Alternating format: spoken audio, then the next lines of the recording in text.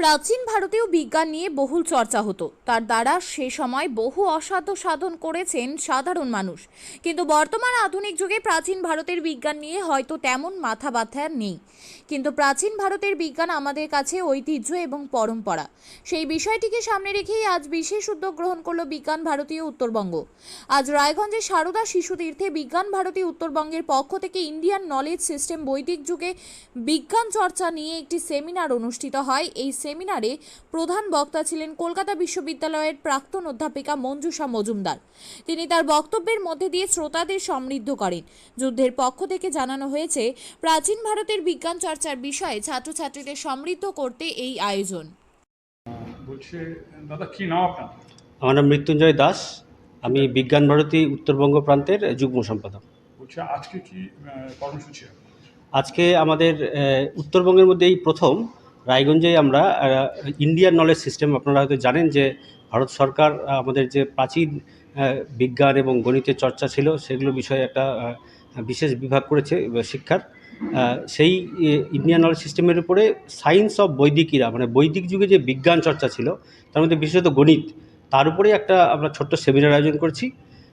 এবং এখানে আজকে মুখ্য বক্তা হচ্ছেন কলকাতা বিশ্ববিদ্যালয়ের প্রাক্তন অধ্যাপিকা ডক্টর মঞ্জুলা মজুমদার মহাশয়া।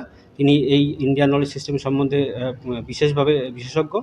তিনি আজকে আমাদের ভাগ্য যে আজকে আমরা তাকে পেয়েছি এবং এখানে তিনি আজকে এই সেমিনারে প্রধান বক্তা হিসাবে বক্তব্য রাখছেন। এর উদ্দেশ্যটা যদি একটু বলেন। এর উদ্দেশ্য হচ্ছে যে আমাদের দেখুন, বিজ্ঞান ভারতীর একটা প্রধান মোটো হচ্ছে যে স্বদেশি সায়েন্স মুভমেন্ট, অর্থাৎ আমাদের ছাত্রছাত্রীরা বা আমরা যা বিজ্ঞান পড়ে এসেছি সেটা একটা পাশ্চাত্য দৃষ্টিভঙ্গি থেকে পড়ে এসেছি।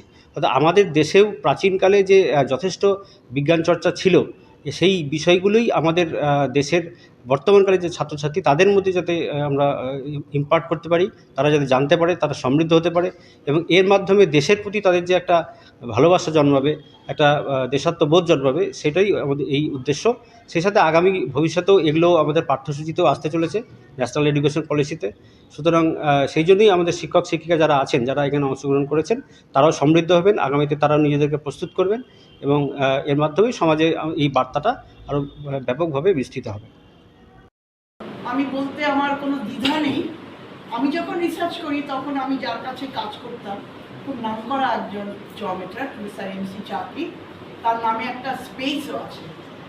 তিনি কিন্তু তখন হিস্ট্রি অফ ম্যাথমেটিক্সের ওপরও রিসার্চ করাতেন এবং আপনারা নিশ্চয়ই আমার সাথে একমত হবেন, যে যত কম জানে সে তত বাহাদুরিটা করে। তা আমি তো তখন হিস্ট্রি অফ ম্যাথমেটিক্সটা কিচ্ছু জানি না। কাজে যারা ওই লাইনে কাজ করতেন আমার মনে হতো যে কি আরামে ওরা কাজ করছে, ওদের কোনো কাজ টাজ করতে হচ্ছে না, কি সব বইপত্র পড়ে লেখে মজা আসে, ডিগ্রি পায়, আর আমরা কত খেটে মরি। আমি যে কত অপদার্থ তখন বুঝিনি, বয়সটা অল্প তো, তার থেকেও বড় কথা জানতাম কম। এইবার আমি ধাক্কা খেলাম, মানে ওটা একটা অ্যাসাইনমেন্ট আর কি, টোকিও ইউনিভার্সিটিতে ভিজিটিং হয়ে যখন আমি যাচ্ছি এবং ওখানে আমাদের জিওমেট্রি তীর্থক্ষেত্র, মানে জিওমেট্রিটা এশিয়াতে নাম্বার 1 হচ্ছে জাপান, এখন অবশ্য সাউথ কোরিয়াও আছে, কিন্তু মেইন হচ্ছে ইউরোপ। তখন যিনি এলেন আর কি, প্রফেসর কাওয়াগুচি, তিনি আমাকে বললেন যে মনীষা তুমি আমাদের এখানে এসো 3 মাসের জন্য। আমি তো লাফাচ্ছি যে ওখানে গিয়ে লাইব্রেরি ঘাঁটতে পারবো, পড়তে পারবো, ওসবের কোনো ব্যাপারই নয়। চিঠি এলো, আচ্ছা তখন কিন্তু মোবাইলের যুগ নয়, তখন কিন্তু একদম পাতি টেলিফোনের যুগ, মানে আমি যে সময়কার কথা বলছি। এরা তো জন্মায়নি, আমার মনে হয় এই হলেও অর্ধেক লোকই জন্মায়নি তখন, বা যারা জন্মেছে ছেলেরা ওই বড় জোর ডাঙ্গুলি খেলছে আর মেয়েরা পুতুল খেলছে। আমি সেই যুগের কিন্তু লোক। চিঠিটা যখন এলো আমাকে বলা হলো, হ্যাঁ ঠিক আছে তুমি তোমার সাবজেক্ট নিয়ে বলবে ঠিকই, কিন্তু 1 lecture should be on the contribution of the ancient Indian mathematician. Literally আমি একটা থাপ্পড় খেলাম। তা চয়েসটা কি আছে? হয় আমি বলতে পারতাম আমি যাব না, কারণ ওটা আমি কিচ্ছু জানি না, আর দ্বিতীয় চয়েসটা হচ্ছে যে তুমি এটা অ্যাকসেপ্ট করো এবং তুমি ওটার উপরে বলো, এবং আমাকে বলা হলো যে তোমাকে 1.5 hour এই লেকচারটা দিতে হবে, এবং ইন ফ্রন্ট অফ দ্য কোনো স্টুডেন্ট নয়, আওয়ার স্কলার্স।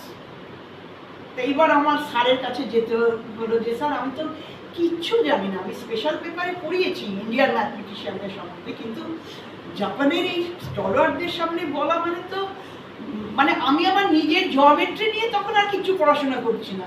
স্যার গম্ভীর সে বললেন ক্যালকাটা ইউনিভার্সিটি লাইব্রেরিতে স্ট্যাকে চলে যাও, তবে 6টা রুমাল নিয়ে যাবে।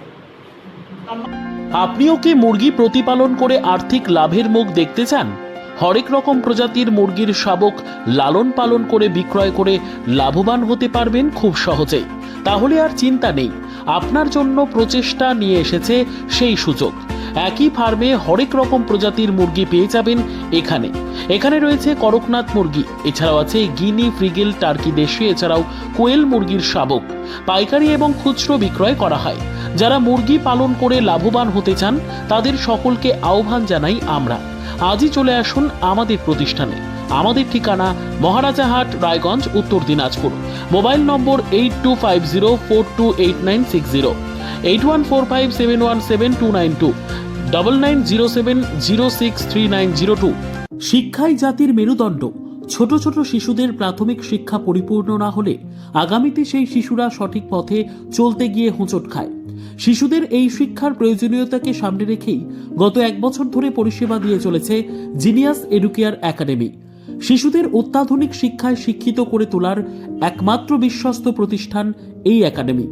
এখানে অভিজ্ঞ শিক্ষক শিক্ষিকা দ্বারা যত্ন সহকারে মাতৃভাষা বাংলা মাধ্যমে পড়ুয়াদের শিক্ষা দেওয়া হয়। একেবারে খেলার ছলে বিনোদনমূলকভাবে বাচ্চাদের এখানে পাঠ দেওয়া হয়। পড়াশোনার পাশাপাশি বাচ্চাদের বিনোদনের ব্যবস্থাও রয়েছে এখানে। তাই আপনার বাচ্চাকে ছোট থেকে অভিনব শিক্ষায় শিক্ষিত করে মানুষের মতো মানুষ করে তুলতে হলে এই শিক্ষা প্রতিষ্ঠানের উপরে ভরসা করতেই হবে। আমাদের ঠিকানা জিনিয়াস এডুকেয়ার একাডেমি, স্থান ঘুঘুডাঙ্গা মোড়, পোস্ট ভূপালপুর, রায়গঞ্জ, উত্তর দিনাজপুর। মোবাইল নম্বর 9563630109 অথবা 7029042308।